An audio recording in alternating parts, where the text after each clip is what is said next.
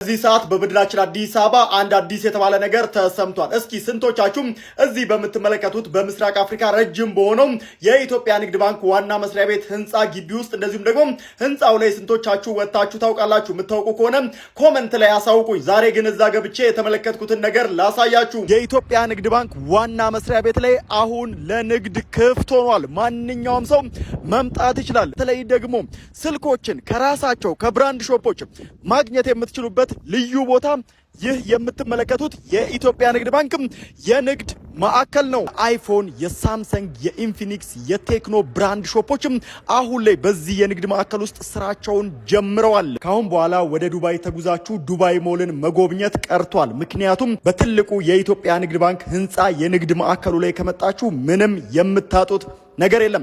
ይሄንንም በማስመልከት ታዲያ እንደዚህ የተለያዩ ብራንድ ስልኮችን ብራንድ ሾፖች የሆነው ይህ የምትመለከቱት ቤትም ታላቅ የተባለ ቅናሽን አድርጎ ኑ ጎብኙን፣ ኑ ተመልከቱ እያለ ይገኛል። በነገራችን ላይ ማንኛውም አይነት ስልኮችን ብቻ ሳይሆን እዚህ ቤት ውስጥ የተለያዩ አይነት ብራንድ ያላቸውን ቴሌቪዥኖችንም በማከፋፈያ ዋጋ ከፋብሪካ በሚወጣበት ዋጋ ለናንተ በታላቅ ቅናሽ ቀርቦላችኋል። ካናል ስቶር ያቀረበው ዲስካውንትም ታዲያ ለአጭር ጊዜ የሚቆይ ስለሆነ አሁኑኑ በኢትዮጵያ ንግድ ባንክ ዋናው መስሪያ ቤት ባለው አጠር ባለው የንግድ ማዕከል ህንፃ ጎራ ብላችሁ እዛ በመጎብኘት ዲስካውንት የቀረበባቸውን ስልኮች እንደዚሁም ደግሞ ሌሎች የኤሌክትሮኒክስ መሳሪያዎችን ቴሌቪዥኖችን ጨምሮ ከዛ መገበያየት ትችላላችሁ። እንዲሁም ደግሞ ገብታችሁ በመጎብኘትም ምን አዲስ ነገር አለ የሚለውንም ማየት ትችላላችሁ። ነገራችን ላይ ከዚህ እቃዎችን ስትገዙ ሙሉ ዋስትና የምታገኙ ሲሆን ከዚህ ባለፈም ደግሞ ስክሪን ቢሰበርባችሁ ራሱ ምንም ነገር ሳትከፍሉ ከዚህ የገዛችኋቸው ስልኮች ጋር እዛው ሄዳችሁ ማስቀየርና